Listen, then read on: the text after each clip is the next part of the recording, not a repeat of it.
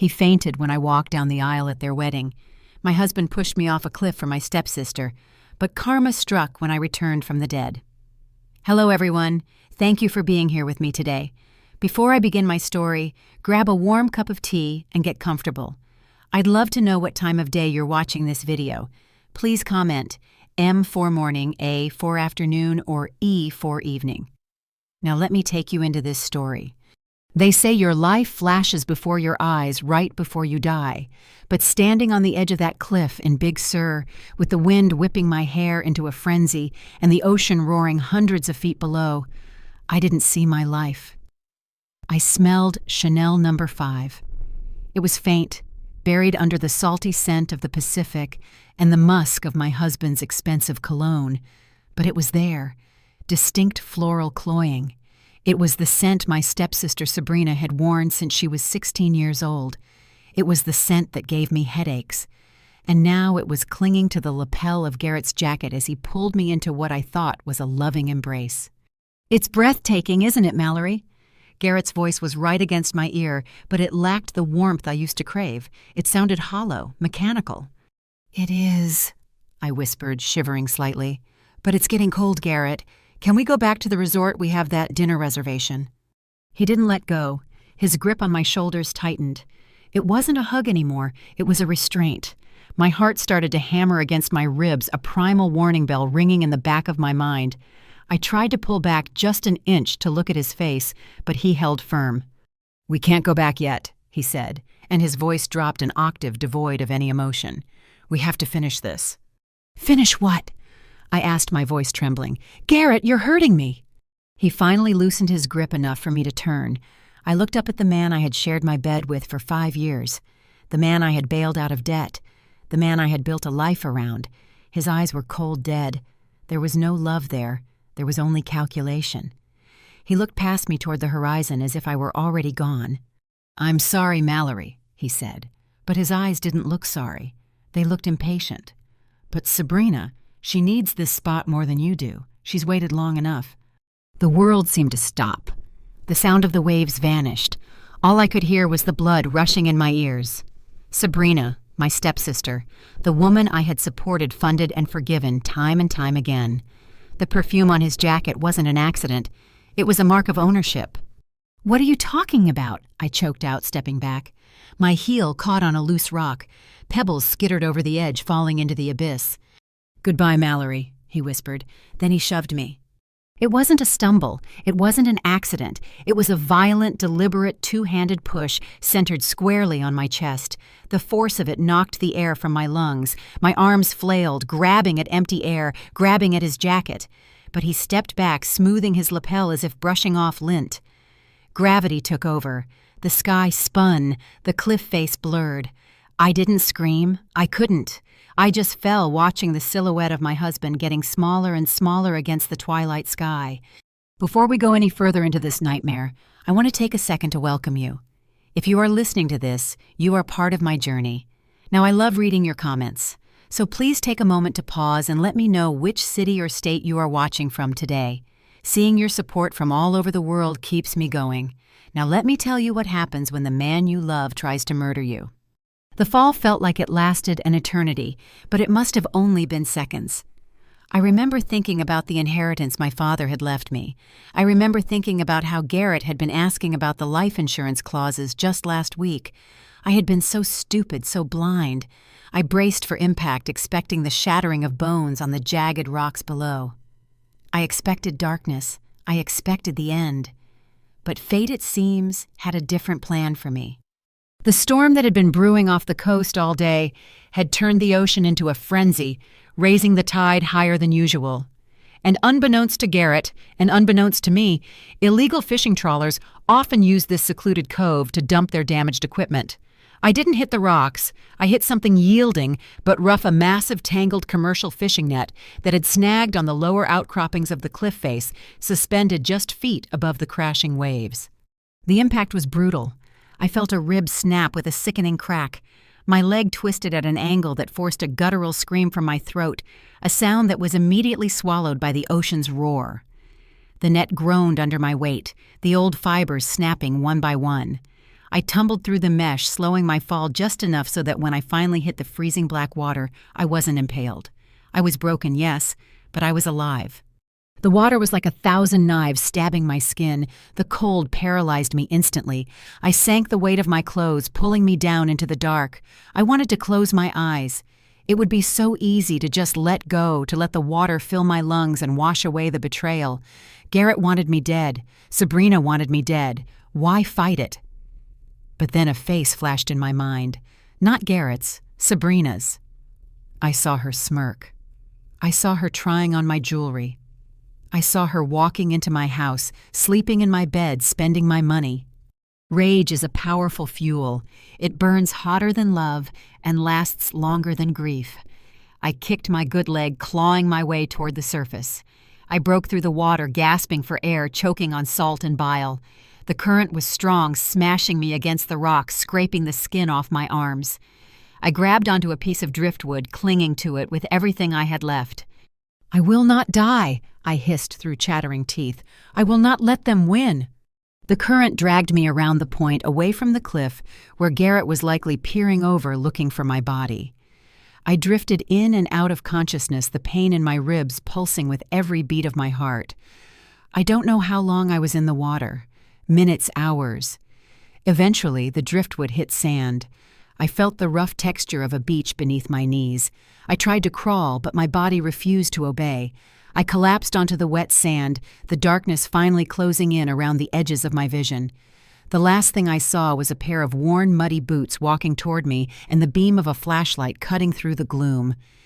Then everything went black. Pain has a sound. It's a high-pitched ringing in your ears that drowns out everything else. When I opened my eyes, that ringing was the first thing I noticed. The second was the smell. Not the ocean, not Chanel No. 5, but wood smoke and dried herbs. Sage maybe, or rosemary. I tried to sit up, but a sharp agony shot through my chest, forcing a gasp from my dry throat. "Easy now, unless you want to puncture a lung," a voice rumbled from the corner of the room. I froze, my eyes darting around. I was lying on a cot in a small, dimly lit cabin. The walls were lined with shelves full of glass jars, old books and what looked like medical supplies from a different era. Sitting in a rocking chair by a wood-burning stove was a man who looked like he had been carved out of the cliffside itself. He had a thick gray beard, skin weathered like old leather, and eyes that were sharp and intelligent. Who are you?" I croaked. My voice sounded like I had swallowed broken glass. "Name's Silas," he said, standing up. He walked with a slight limp, but his movements were efficient. He brought a tin cup of water to my lips. "Drink, small sips." I drank greedily, the water soothing my parched throat. "Where am I?" "You're about 2 miles south of the drop point," Silas said, looking at me intently. "Found you washed up on the shingle like a piece of driftwood. You're lucky the tide was coming in, or you'd be halfway to Hawaii by now." He pulled a stool over and sat next to the cot. "You've got 3 broken ribs, a hairline fracture in your left tibia, and enough bruising to make you look like a conquered grape. I set the leg and wrapped the ribs while you were out. You've been sleeping for 2 days." 2 days. The reality of it hit me like a physical blow. For 2 days, Garrett had been playing the grieving husband. For 2 days, he had been free.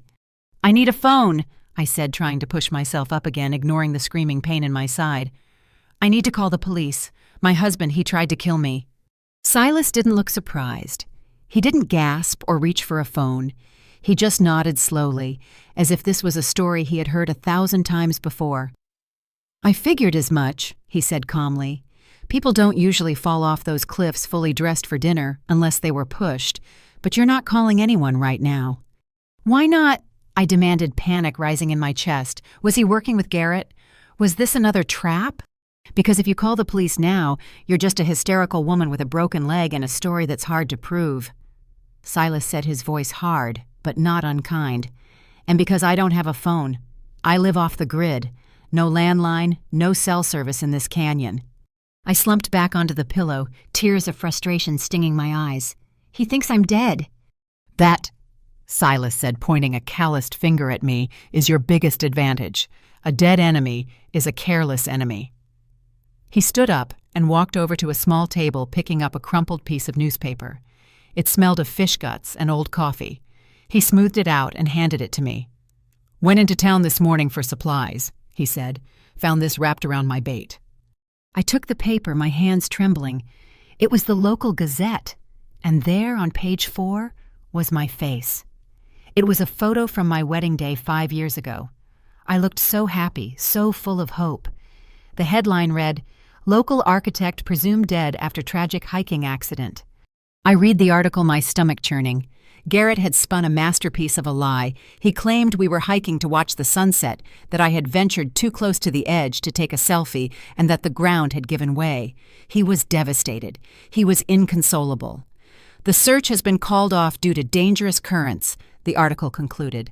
"A memorial service is being planned by her husband Garrett Thompson and her sister Sabrina Vance." Her sister, not stepsister. Sister. She was already rewriting history. "They're planning my funeral," I whispered, the paper crinkling in my clenched fist. "They aren't even looking for me. They just want me gone." "Looks like it," Silas said, tossing a log into the fire. Sparks flew up the chimney. "Question is, what are you going to do about it? You can hike out of here in a week when that leg heals up. Go to the cops and fight him in court. It'll be your word against his, or—" He let the sentence hang in the air. "Or what?" I asked, looking at him. "Or you stay dead for a little while longer," Silas said, his eyes glinting in the firelight. "You heal, you get strong, and you watch them. If they think you're gone, they'll make mistakes. Greedy people always do." I looked at the newspaper again. I looked at Garrett's face, pretending to cry for the cameras. I thought about the custody of my life, my assets, my dignity that he had stolen. If I went back now, he would lawyer up. He would use my money, my father's money, to destroy my reputation. He would paint me as unstable, clumsy, suicidal even. But if I was a ghost, ghosts can go places the living can't. Ghosts can see things. Ghosts can haunt. "I can't pay you," I said softly. "My wallet is at the bottom of the ocean." Silas shrugged. "I don't need money.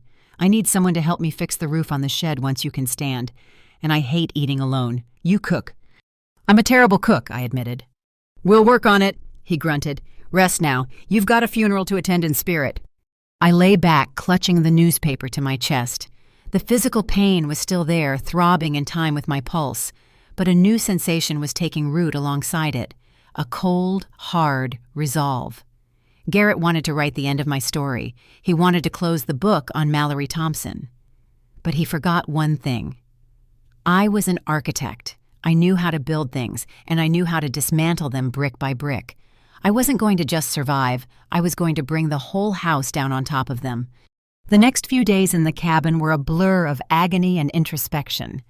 Silas was a man of few words, but his actions spoke volumes. He was a former military medic, which explained his efficiency with my injuries. He didn't coddle me. He made me move, made me breathe through the pain, made me drink vile-tasting herbal teas that he swore would speed up bone knitting. Trapped in that small wooden room with nothing but the sound of the wind and the crackle of the fire, I had too much time to think to remember. My mind kept drifting back to the beginning, trying to find the red flags I had missed. I met Garrett 10 years ago. I was 28, fresh out of grad school, and working myself to the bone at my father's firm. My father had passed away the year before, leaving me with a massive hole in my heart and a complicated inheritance. I wasn't the sparkling, charismatic type. I was the worker bee, the one behind the scenes. In my own family, I was invisible. My stepmother Brenda and her daughter Sabrina were the stars. They were loud, colorful, and demanding. I was just the bank account. Garrett was different, or so I thought. He was a junior developer my firm was consulting for. He was charming, attentive, and seemingly awestruck by my talent, not my checkbook. I remember the first time he defended me. It was at a family barbecue. Brenda was berating me for not lending Sabrina money for a new car, her third one that year. "Mallory works hard for her salary." Garrett had cut in, stepping between me and Brenda. "She doesn't owe anyone anything. You should respect her more." No one had ever stood up to Brenda for me, not even my father, peace be upon him, who hated conflict. In that moment, looking at Garrett's broad shoulders and determined jaw, I felt seen. I felt protected. I fell in love with the defender, never realizing he was just securing his investment. Silas interrupted my brooding by dropping a bag of beans on the table. "Snap these. Gives your hands something to do besides shaking." I sat up wincing as my ribs protested. I'm not shaking. You're vibrating with rage, Silas corrected. It's exhausting to watch. Snap the beans. I picked up a bean and snapped it aggressively. He played the long game. 10 years. Who pretends for 10 years? A man who wants a kingdom but doesn't want to build it himself, Silas said, taking a knife to a potato. Did he know about the money right away? He knew I was comfortable, I said, but he didn't know the extent of the trust fund until we were married. My father was paranoid about fortune hunters. He locked the main capital away in a trust that I could only access fully when I turned 40. I stopped. The bean in my hand snapped into 3 pieces. Or what? Silas asked, not looking up. Or if I died, I whispered. If I die, the trust dissolves and passes to my next of kin, my husband. And if we divorce, he gets nothing. My father's lawyer, Donovan, made sure the prenup was ironclad. The only way Garrett gets his hands on the millions is if he stays married to me or if he becomes my widower. It all made sense now. The timing. I was 38, 2 years away from full control. Garrett's business ventures had been failing lately. I knew that much, though he tried to hide it. He was desperate. He couldn't wait 2 years, and he certainly couldn't afford a divorce. Murder was his only financial strategy. Smart man, your father, Silas muttered. But he underestimated how greedy a desperate man can get. I need to call Donovan, I said, a sudden urgency gripping me. He's the executor. If he releases the funds to Garrett... He can't release anything without a death certificate, Silas said, and without a body that takes time. Years, usually. Unless there's overwhelming evidence of an accident, I finished. Like a witness, Sabrina. Exactly. They'll push to have you declared dead in absentia, but that legal process still takes months. You have time. I don't have months, I said, looking at the crude calendar on the wall. Garrett is drowning in debt. I saw the notices he tried to hide. If he doesn't get money soon, he'll do something drastic. He'll liquidate what he can. He'll sell my house. He'll sell my mother's jewelry. Then you better heal up fast, Silas said. Eat. That night, lying in the dark, I cried for the last time. I mourned the death of the girl who believed in fairy tales. I mourned the loss of the husband I thought I had. I let the grief wash over me, heavy and suffocating, and then I let it go. When I woke up the next morning, the pain was still there, but the shaking had stopped. I looked at the mirror Silas had hung on the wall. My face was bruised yellow and purple. There was a jagged cut on my cheek that would surely leave a scar. My hair was matted with salt and blood. I didn't recognize the woman staring back at me. She looked terrifying. Good, I thought. Mallory the architect built structures. Mallory the survivor was going to build a trap. Silas, I called out. He was outside chopping wood. He stuck his head in the door. Yeah? I need to dye my hair, I said, and I need you to tell me everything you know about tracking people. Silas leaned against the door frame, a slow grin spreading across his face. Well now, looks like the ghost is finally ready to haunt. Recovery is a slow, humiliating process. Learning to walk again on a fractured tibia involved a lot of swearing and falling, but Silas was a relentless taskmaster. He whittled me a cane from driftwood and forced me to hike up and down the rocky path behind the cabin until my lungs burned and my leg throbbed. Pain is information, he would say when I wanted to quit. It tells you you're alive. Use it. 3 weeks after the fall, I was mobile. I wasn't fast, and I had a limp that might never go away, but I could move. It was time to reach out to the one person in the world who might believe me. Silas drove me into town in his battered old truck. We parked behind a derelict gas station to avoid cameras. He handed me a burner phone he'd bought with cash. Keep it short, he warned. Don't tell him where you are. Just tell him what he needs to know. My hands shook as I dialed Donovan's private number. Donovan had been my father's best friend and lawyer for 30 years. He was the grandfather I never had. Donovan Price speaking. His voice was gravelly tired. He sounded like a man who had been attending funerals. Donovan, I said, my voice cracking. It's Mallory. There was a silence on the other end, so profound I thought the call had dropped. Then a ragged gasp. Mallory, is this a sick joke? Who is this?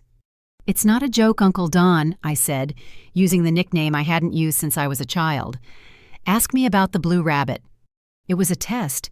When I was 5, I had buried a blue toy rabbit in his garden. Only he and I knew about it. Oh, my God, he breathed, the professional veneer shattering. Mallory, my God. They said you fell. Garrett said—" "Garrett pushed me," I cut in, my voice icy. "He pushed me, Donovan. He tried to kill me for the trust fund." "I knew it," Donovan hissed. The sorrow in his voice was instantly replaced by the sharp, predatory tone of a high-powered attorney. "I never liked that son of a bitch. I knew something was wrong when he showed up at my office the day after the accident, asking about the expedited payout. He did what even expecting it, hearing it confirmed, made my blood boil. He tried to file a claim. He brought Sabrina with him," Donovan said, disgust dripping from every word. "They're trying to push through a presumed death certificate based on witness testimony and the dangerous conditions of the body retrieval. They want access to the liquid assets immediately. They're claiming financial hardship due to your loss of salary." "Don't give them a cent," I said. "I can't hold them off forever, Mal. The law is tricky, but now that I know you're alive—" "No," I interrupted. "You can't let them know I'm alive, not yet. Mallory, you need to come in. We need to go to the police." "If we go to the police now, it's my word against his. He'll claim I'm crazy, that I jumped and regretted it, that the fall caused brain damage. He has the narrative. He has the public sympathy. I need undeniable proof. I need to catch him in the act of fraud or worse." I took a deep breath. "Tell me about the clause, the one Dad put in about unnatural death." Donovan paused. "The Black Widow clause. Your father added it after his second divorce. If the beneficiary dies under suspicious circumstances, or if there is an open investigation, the funds are frozen indefinitely. Furthermore, if the beneficiary dies and the spouse is deemed complicit, or if the marriage was dissolved prior to death, the money bypasses the spouse entirely and goes to charity." "Does Garrett know about this?" "No, he only knows about the age requirement. He thinks if you die, he gets it all." "Good," I said. "Keep stalling him, Donovan. Tell him there's red tape. Tell him the insurance company is investigating. Make him sweat. Make him desperate. But do not tell him I'm alive." "Mallory, this is dangerous." "He threw me off a cliff, Donovan. We passed dangerous a long time ago. I need a safe house somewhere close to the city but off the books, and I need cash. Can you help me?" "Always," Donovan said without hesitation. "I have a rental property in the industrial district. It's under an LLC. I'll leave keys and cash in the usual spot, the lockbox at the train station. Code is your birthday." "Thank you." "Mallory, yeah, give him hell." I hung up and destroyed the SIM card. When I looked up, Silas was watching me with a look of approval. "You've got a good lawyer," he noted. "I have a war to win," I replied. We drove back to the cabin in silence. The plan was forming. Garrett needed money. If Donovan stalled the inheritance, Garrett would have to look for other sources. He would get sloppy. And I would be there hiding in the shadows, waiting to push him over his own metaphorical cliff. I touched the scar on my cheek. It was time for a makeover. Mallory, the victim, was dead. It was time for the ghost to rise. The day I left Silas's cabin, the fog was thick, hugging the coastline like a shroud. It felt appropriate. I was stepping out of the sanctuary and back into the war zone. "You take care of yourself, girl," Silas said, handing me a small pocket knife. "This isn't for peeling apples. If he gets close again, use it." "I hope I won't have to," I said, hugging the old man who had saved my life. "Thank you, Silas, for everything." "Just make sure you win," he grunted, looking away to hide the emotion in his eyes. I took the bus into the city, keeping my head down, wearing an oversized hoodie. My leg ached with every step, a constant reminder of my mission. I retrieved the package from the train station lockbox. Donovan had come through a stack of cash keys to an apartment and a new smartphone. The apartment was in a gritty part of town, overlooking a noisy highway. It was perfect, anonymous. I spent the first 2 days turning it into a command center. I bought burner laptops, high-range binoculars, and listening devices. But first I had to deal with the face in the mirror. I couldn't walk around looking like Mallory Thompson. Not yet. I stood in the harsh fluorescent light of the bathroom, staring at my reflection. My dark brown hair, the hair Garrett used to run his fingers through, had to go. I bought a box of cheap bleach and dye. I sat on the bathroom floor, the chemical smell stinging my nose, and smeared the paste onto my head. It burned, but the physical pain was grounding. When I washed it out and dried it, I gasped. I was blonde, platinum blonde. It was shocking, but more than that, it was symbolic. Blonde was Sabrina's color. She prided herself on her natural golden locks, which cost her $400 a month to maintain. By becoming blonde, I was becoming the thing Garrett desired. I was hiding in plain sight. I cut it short into a sharp, jagged bob that framed my jawline. I applied heavy makeup to cover the bruising, but I left the scar on my cheek visible, accentuating it with liner to make it look like a tough old injury rather than a fresh wound. With sunglasses and a thrift store leather jacket, I didn't look like a high-end architect anymore.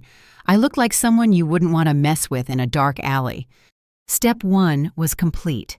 Step 2 was reconnaissance. I knew Garrett's routine. I knew he parked his Tesla in the VIP lot near his office. I knew the code to his car because he used his birthday for everything a testament to his narcissism. I rented a cheap, nondescript sedan and drove to the financial district. I parked across the street from his office building and waited. At 12:30 p.m., the glass doors opened. My breath hitched in my throat. There he was, Garrett. He looked fine, better than fine. He was wearing a new suit, Italian cut. He was laughing at something on his phone. There was no grief in his posture, no weight on his shoulders. And then she walked out. Sabrina. She was wearing my trench coat, the Burberry one I had bought in London 3 years ago. She had her arm linked through his, possessing him, claiming him. She looked radiant, practically glowing with victory. I watched them through the binoculars, my hands gripping the wheel so hard the leather creaked. They stopped at the curb. Garrett leaned down and kissed her. Not a peck on the cheek. A deep, lingering kiss, right there in public, less than a month after my death. "You monsters!" I whispered, tears of rage pricking my eyes. "You didn't even wait for the body to cool." They got into his car and drove off. I followed them, keeping a safe distance. They didn't go to the cemetery. They didn't go to a lawyer's office. They went to a luxury car dealership. I watched from the lot across the street as they walked around a gleaming red Porsche. Sabrina was pointing, giggling, twirling around. Garrett was nodding, pulling out his wallet. He was spending money he didn't have yet. He was banking on the insurance payout. He was leveraging my death to buy my killer a toy. I took out my phone and snapped photos. Dozens of them. This was gold.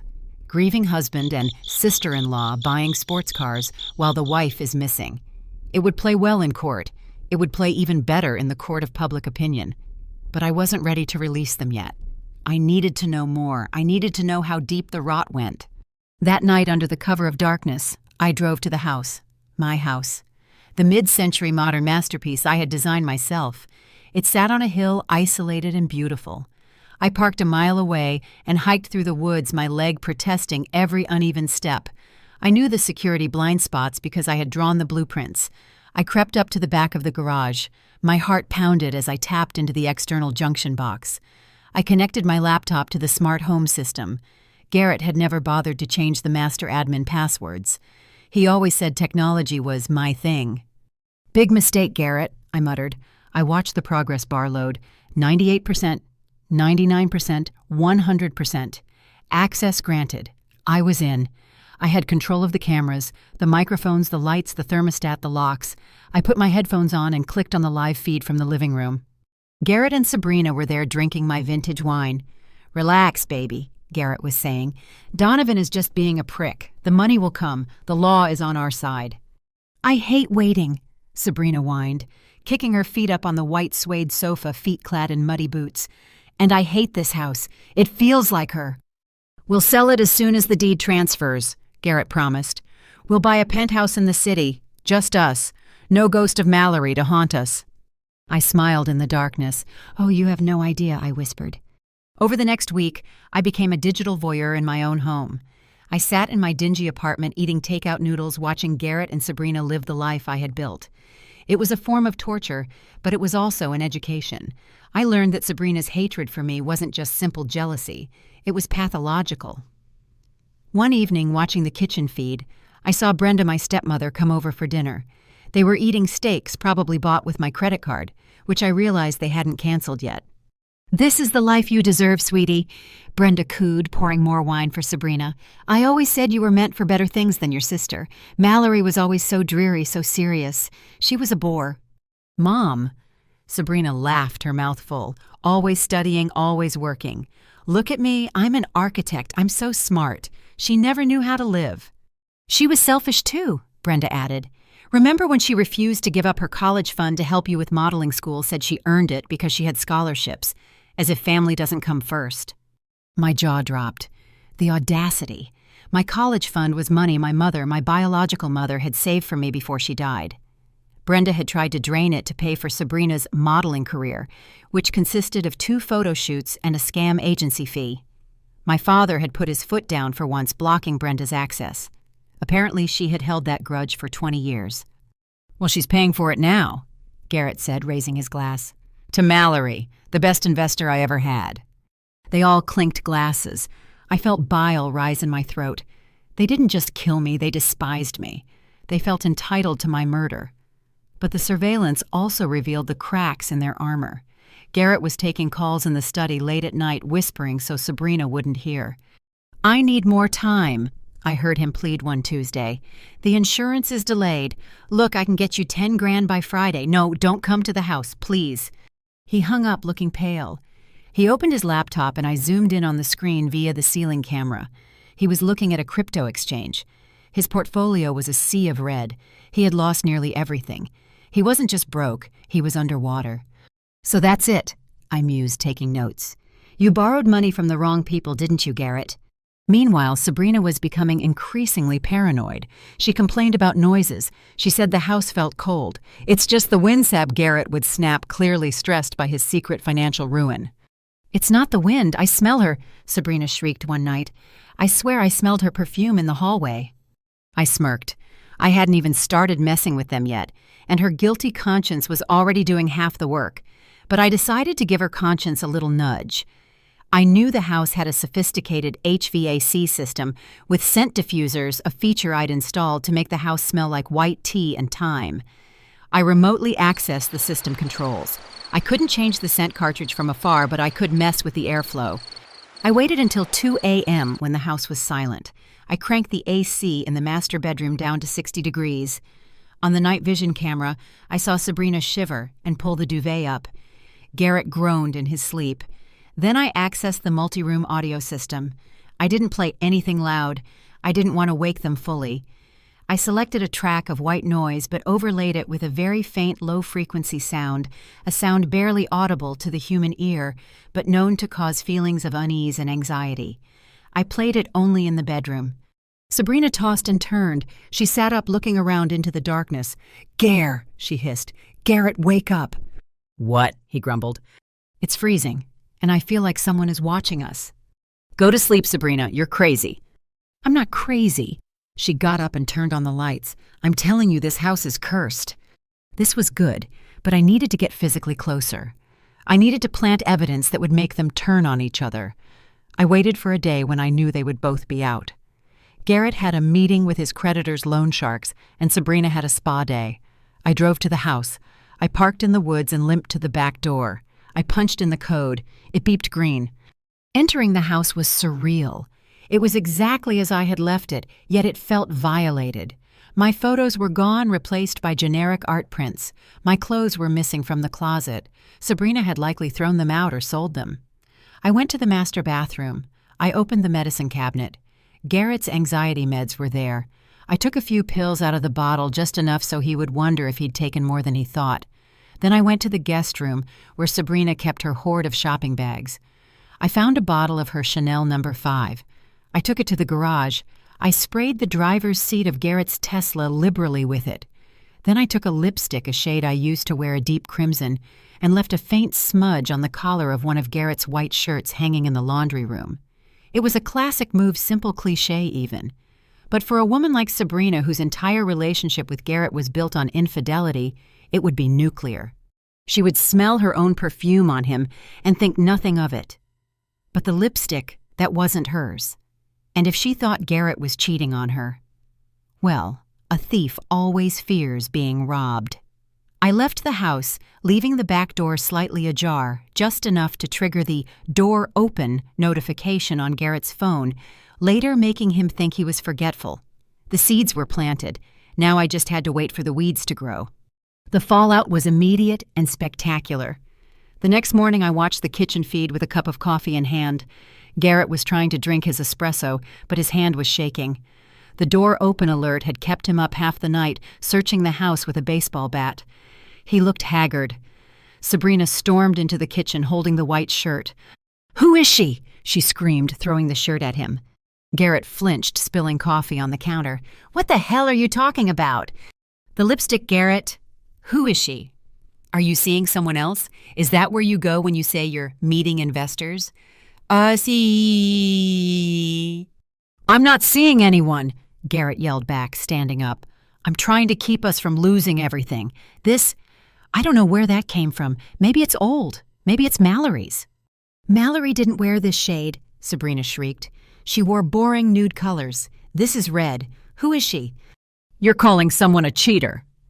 Garrett laughed a cruel, mocking sound. "That's rich coming from the woman who was sleeping with her sister's husband." Sabrina slapped him. It was a sharp, cracking sound that echoed through the kitchen. "Don't you dare speak to me like that," she hissed. "I'm the only reason you're even close to getting that money. If I tell the police what really happened at the cliff—" Garrett grabbed her wrist. His face transformed, the mask slipping completely. He looked dangerous. "You won't say a word," he growled low. "Because if I go down, Sabrina, you go down with me. You helped plan it. You scouted the location. You bought the tickets. You're an accomplice to murder. So sit down and shut up." I hit the record button on my laptop. Gotcha. It wasn't a full confession of the act itself, but it was an admission of conspiracy. It was leverage. But I needed more. I needed them to admit the physical act of the push. I decided to ramp up the psychological warfare. Garrett had a severe allergy to lilies. Not deadly, but enough to make his eyes swell and his throat itch uncontrollably. It was the one detail I had always managed carefully in our home, ensuring no floral arrangements ever contained them.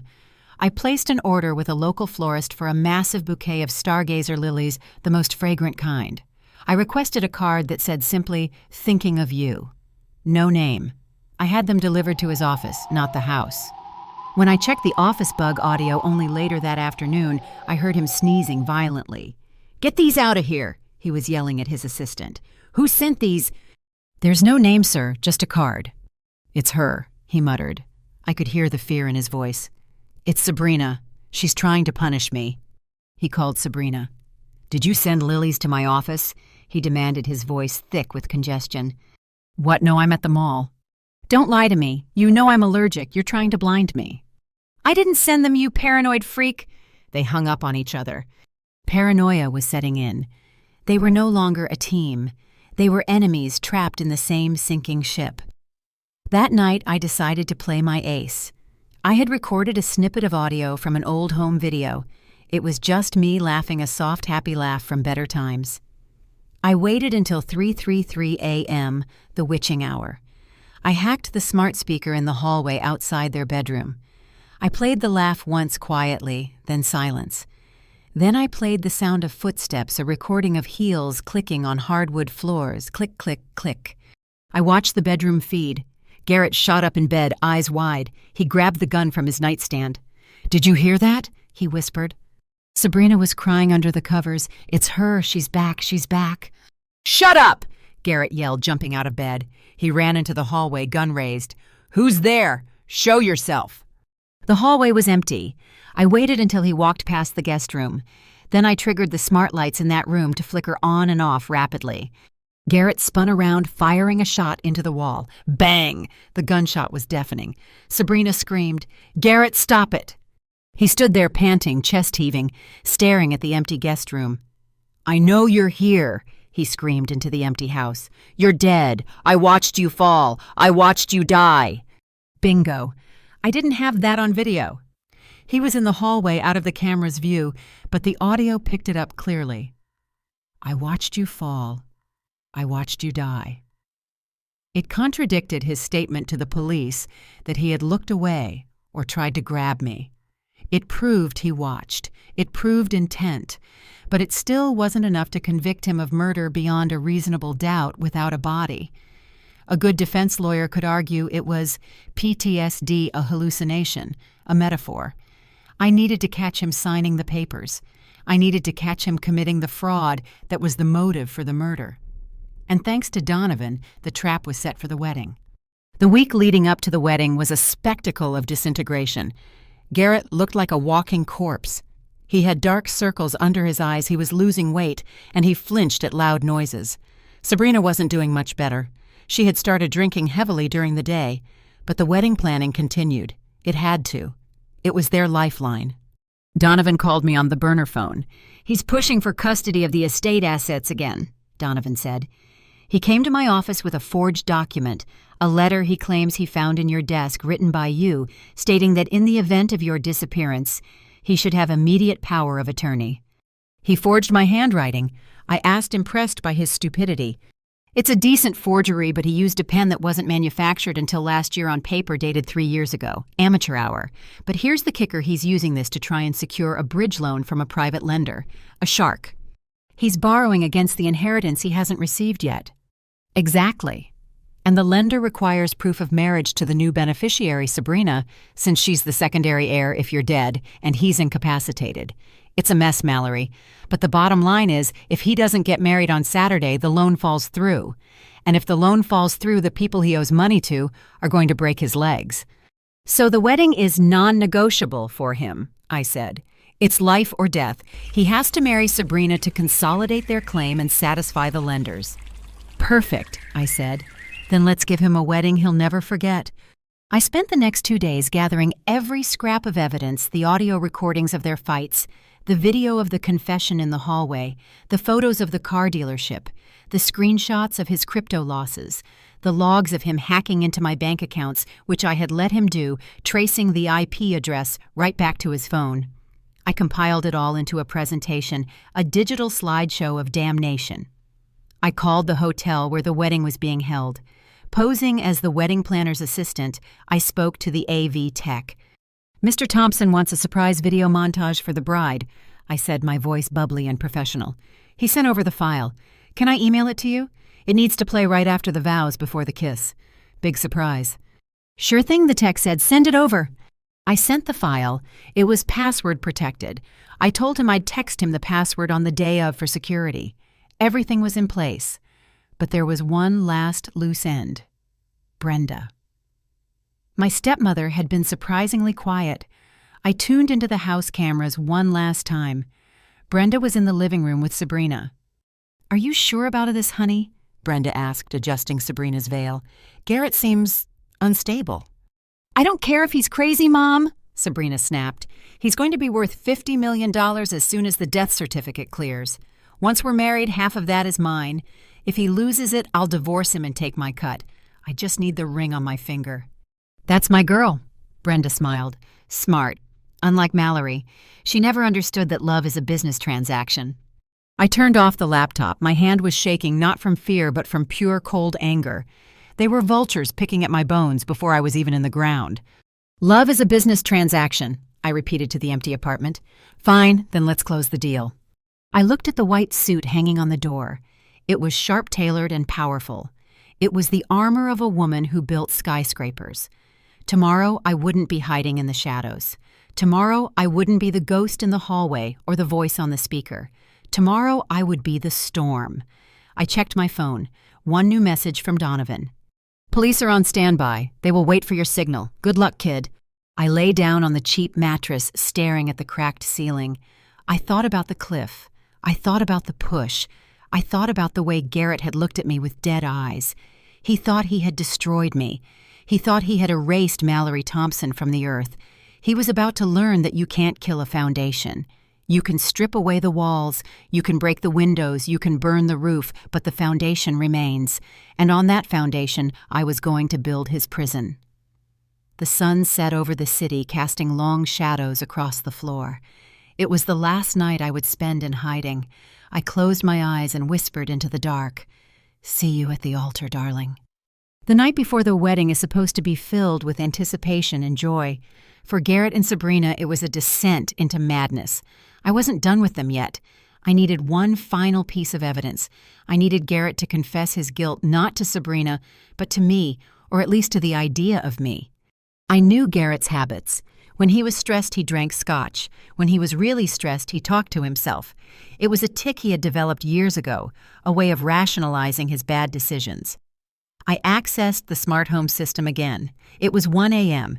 Sabrina had gone to stay at a hotel, tradition, she claimed, but I knew she just couldn't stand to be in the haunted house with him.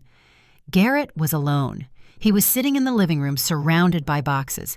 He was packing up my things, my books, my awards, my photos. He was erasing me. I waited until he was drunk enough to be pliable, but sober enough to be terrified. I accessed the TV. I didn't turn it on fully. I just cast a static image to the screen for a split second, a photo of the cliffside at Big Sur. Garrett blinked, shaking his head. "Get a grip, Thompson," he muttered. Then I used the audio system again. But this time, I didn't use a recording. I used a voice modulation software I had installed on my laptop. It pitched my voice slightly lower, adding a ghostly echo. "Garrett," I whispered into the microphone. He froze the glass of scotch halfway to his mouth. "Who's there?" "Why, Garrett?" He stood up, spinning it around the glass, crashing to the floor. "Show yourself. I know you're in here. Is this a joke, Sabrina? Is this you?" "You didn't look back," I said, my voice filling the room from every speaker surrounding him. "You pushed me and you didn't even look back." "I had to," he screamed, addressing the empty air. He was breaking. The stress of the debt, the haunting, it was all culminating in this moment. I had to do it. You wouldn't release the money. You were going to let me go bankrupt. So you killed me for money. I did it for us, for my legacy. He was pacing now, pulling at his hair. You were always so superior. My father's money, my father's trust. I hated it. I hated needing you. And now I'm free, he yelled, his face contorted in a mask of ugly triumph. You're dead, Mallory. You're crab food. And tomorrow I marry Sabrina. I get the payout and I erase you forever. You hear me? You're nothing. I hit stop on the recording software. That was it. The confession. Clear, specific, and full of motive. You're dead. I hated needing you. I did it for the money. Garrett collapsed onto the sofa, sobbing into his hands. Not tears of remorse, but tears of adrenaline and self-pity. He thought he was yelling at a hallucination. He thought he was wrestling with his own demons. He had no idea he was giving a deposition. I saved the file. I backed it up to 3 different cloud servers and emailed a copy to Donovan. Got it, I texted. It's chilling, Donovan replied instantly. The police have heard it. The district attorney is on board. They wanted to arrest him tonight, but I told them to wait.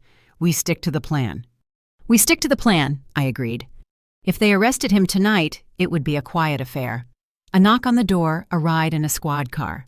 Sabrina might spin a story that she was a victim too. No, I needed the theater.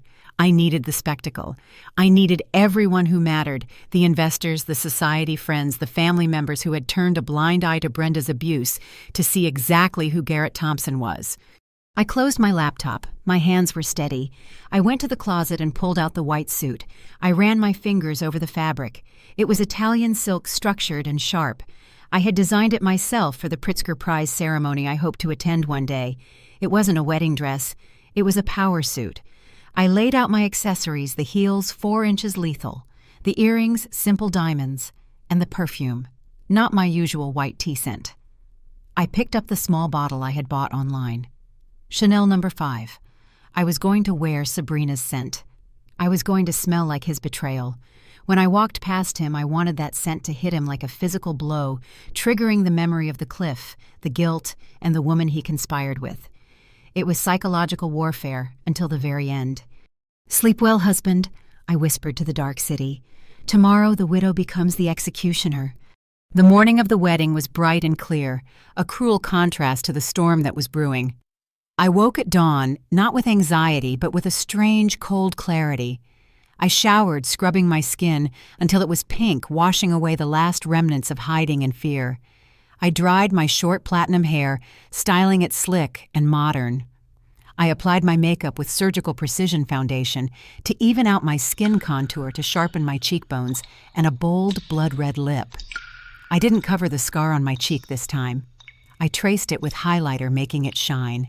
It was my proof, my receipt. I stepped into the white suit. It fit like a glove, hugging my waist and flaring slightly at the hips. I looked in the full-length mirror. I didn't see Mallory the doormat. I saw a stranger, a dangerous stranger. Donovan picked me up at 10 a.m. in a black SUV with tinted windows. He was wearing his best court suit, a silver fox of a man who looked ready to litigate God himself. "You look—" He paused, his eyes tearing up slightly. "You look like your father the day he won his biggest case." "I feel like him," I said, sliding into the leather seat. "The police are positioned at the venue," Donovan briefed me as we drove. "Plain clothes. They're acting as security. They won't move until you give the signal or until Garrett tries to run." "He won't run," I said. "He's too arrogant. He thinks he's won." We arrived at the Grand Meridian Hotel. It was opulent, excessive, and tacky everything Sabrina loved. The parking lot was full of luxury cars. Paparazzi were lurking, hungry for a glimpse of the tragic groom finding love again. "Ready?" Donovan asked as we parked in the loading dock away from prying eyes. "More than anything," I said. We waited in the back of the SUV watching the live feed on Donovan's tablet.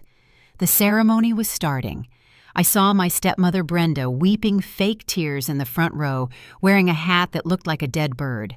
I saw Garrett standing at the altar, sweating, twitching, looking like a man waiting for a firing squad. And then Sabrina walked down the aisle. She looked beautiful, I had to admit, but it was a hollow beauty. She looked triumphant, smug. She reached the altar and took Garrett's hand. "Dearly beloved," the officiant began, "we are gathered here today." My heart hammered against my ribs, but my breathing was steady. This was it. I opened the car door. "Let's go," I said to Donovan. We walked through the service entrance, past startled kitchen staff, and toward the heavy double doors of the ballroom. I could hear the officiant's voice muffled through the wood.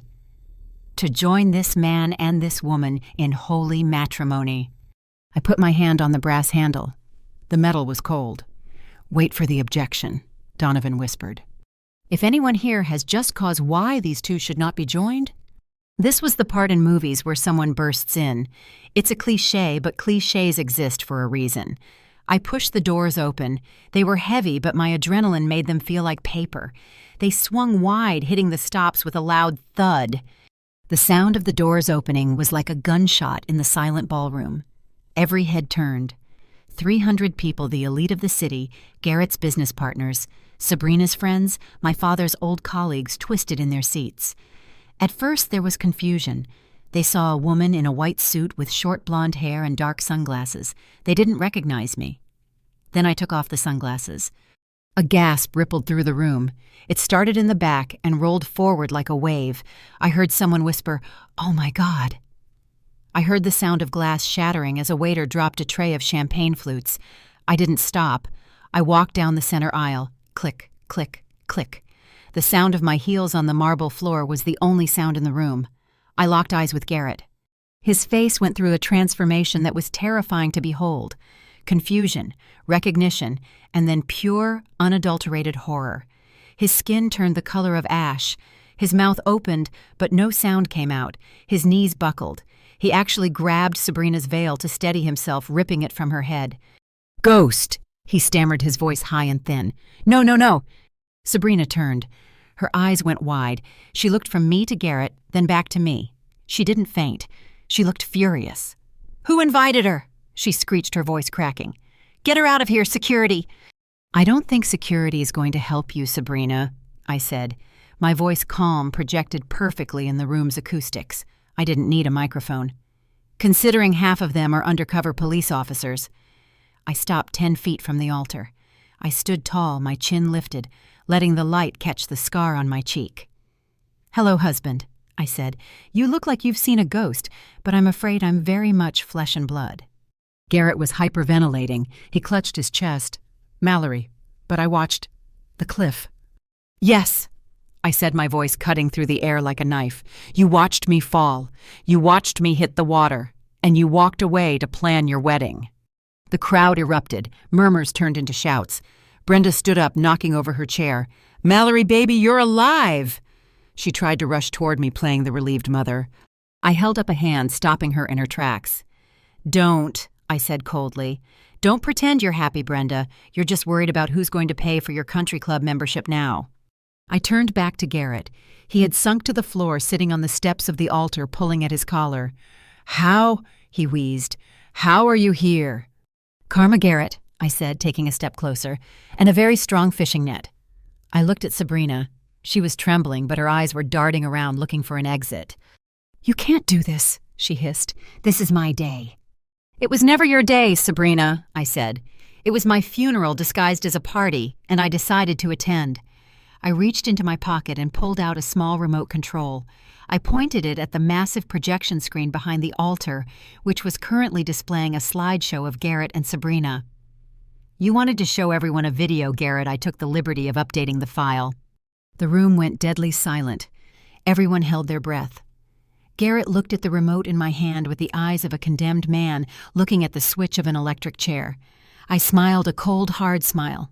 "If you are still listening to this," I said, looking not at Garrett, but imagining the thousands of people who would eventually hear this story, "please help me like the video and comment number 1 below. So I know you are amazing, and I understand that you are accompanying me throughout this journey. Your help is a huge encouragement cheering me on. Please comment number 1 so I can recognize you. And now listen to me continue telling my story."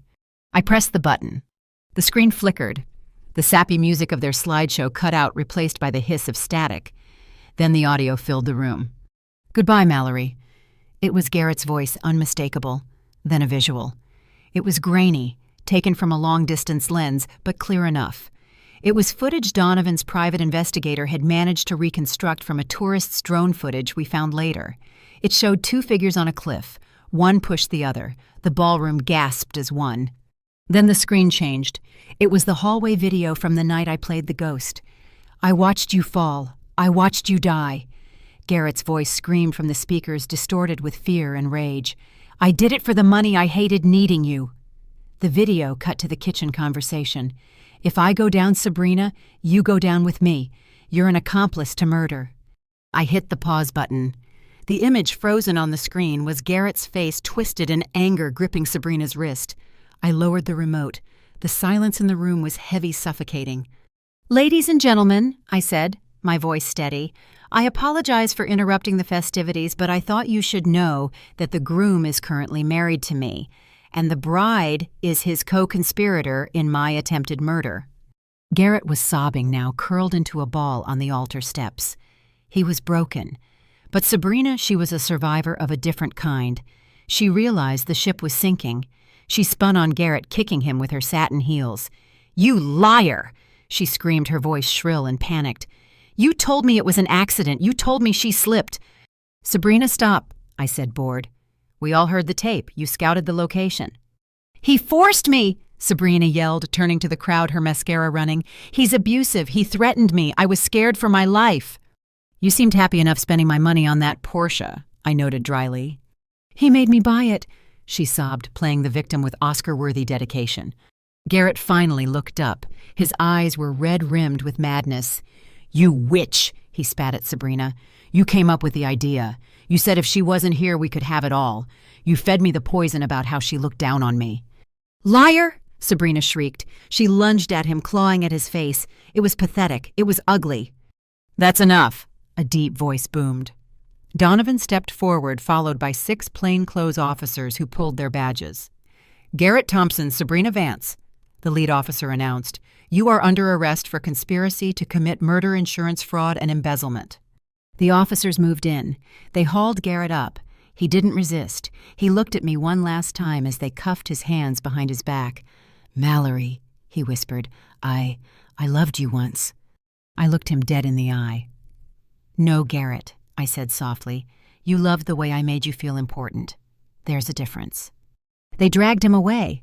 Sabrina was less cooperative, screaming and thrashing. "My mother!" she yelled. "Mom, do something!" Brenda was standing in the front row, clutching her purse. She looked at her daughter being handcuffed. She looked at me, standing tall and victorious. And Brenda did what Brenda always did. She saved herself. I didn't know," Brenda stammered loud enough for everyone to hear. "I had no idea. I am shocked, officer. Take her away. She has disgraced our family." Sabrina stopped screaming. She stared at her mother with a look of absolute betrayal. It was the same look I must have had on the cliff. "You cow," Sabrina whispered. As the police led them out, I felt a hand on my shoulder. It was Donovan. "You okay, kid?"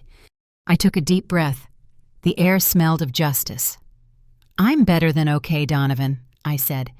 "But I have one more thing to say." The police paused near the exit. I walked over to Garrett. The guests parted like the Red Sea. "You killed me for the trust fund, right?" I asked. "You thought if I died, the $50 million would transfer to you." It would have," he mumbled. "You didn't read the whole trust, Garrett," I said, shaking my head. "My father was a very smart man.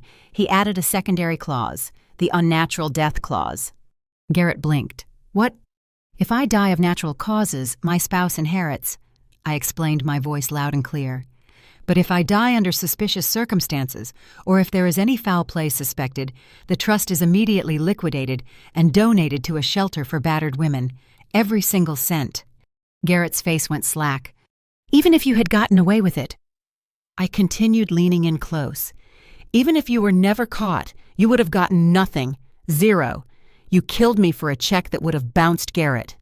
The realization hit him like a physical blow. He hadn't just committed a crime, he had committed a useless crime. "No," he whispered. "No, that's not true. Donovan, is that true?" Donovan stepped up beside me, smiling grimly. "Drafted it myself, Garrett. Section 4, paragraph B." Garrett started to laugh.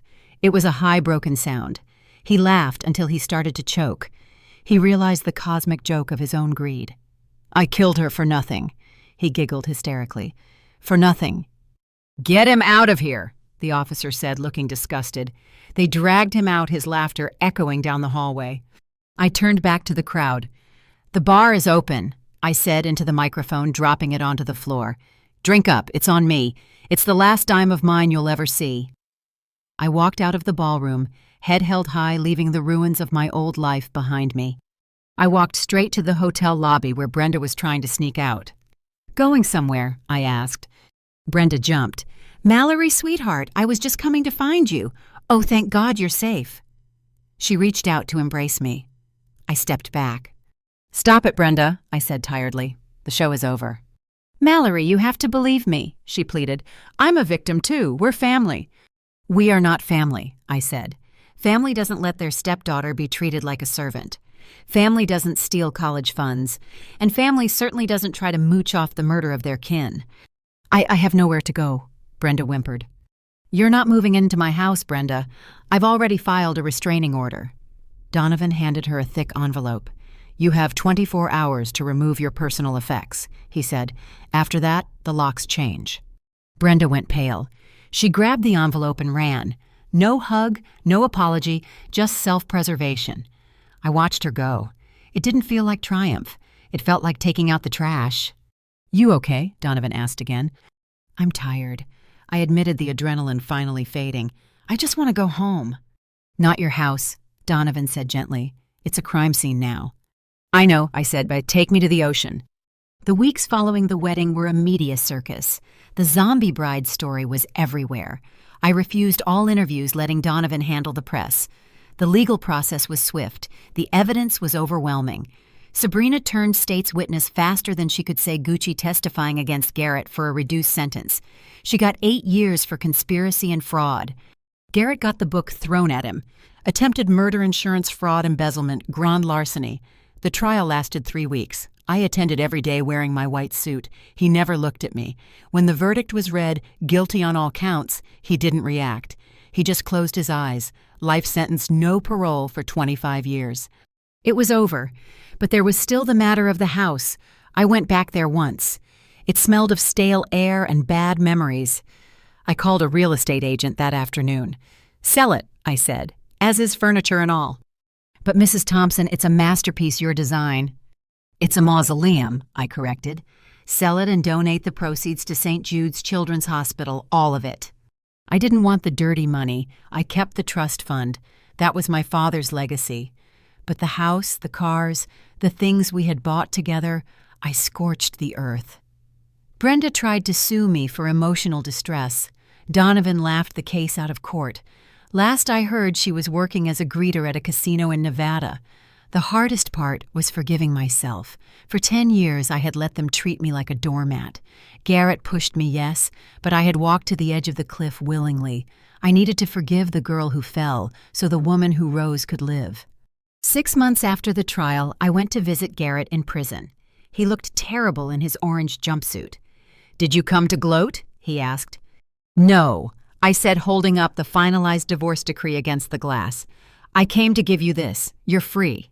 Legally, at least." I stared at him. "I'm taking back my name. I'm Mallory Vance again." He looked down. "I'm sorry, Mal. I really am. I got lost. The debt, the pressure." "You didn't just mess up Garrett. You tried to end me. And you know what the saddest part is? If you had just asked me, if you had just told me you were in trouble, I would have helped you." He looked up, tears streaming down his face. "I know. That's what kills me every night. I know you would have saved me, but I was too proud to ask." "And that pride cost you your life," I said. I stood up. "Mallory, wait," he pleaded. Do you hate me?" I thought about it. The cold water, the pain, the betrayal. "No," I said honestly. "Hate takes energy, Garrett, and I don't have any energy left for you. You're just a stranger to me now, a lesson I learned the hard way." "Will you visit again?" "No," I said. "This is goodbye for real this time." I hung up the phone and walked out without looking back. Walking out of the prison gates, the sun hit my face. It felt warmer than it had in years. The air didn't smell like Chanel No. 5 or despair. It smelled like freedom. Life after revenge is quiet. I moved out of the city and bought a small plot of land on the coast not far from where Silas lived. I designed a small, sustainable home open to the light. It was the first time I had drawn a blueprint in a year. My hand was steady. I used the trust fund the money Garrett had killed for to start the Phoenix Foundation, a nonprofit providing legal and financial aid to women trapped in abusive marriages. Every woman I helped felt like I was saving a piece of myself. 1 year to the day of the accident, I walked down to the beach below Silas's cabin. Looking up at the cliff, it seemed impossibly high. I held a small velvet pouch. Inside was my wedding ring. I walked to the water's edge. "I forgive you," I whispered to the ring. "Not for him, but for me.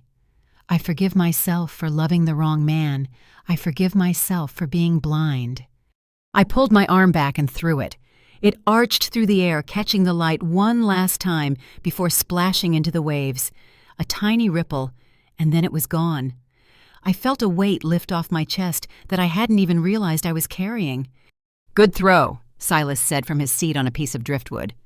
"Thanks. Coffee." "Only if I make it," I said. He laughed a rusty sound. "Deal." As we walked back up the beach, I stopped and looked at the horizon. Betrayal breaks you. It shatters your trust, your heart, your reality. But in the breaking, you find out what you are made of. You find the steel beneath the skin. I was pushed off a cliff. I was left for dead. I was erased.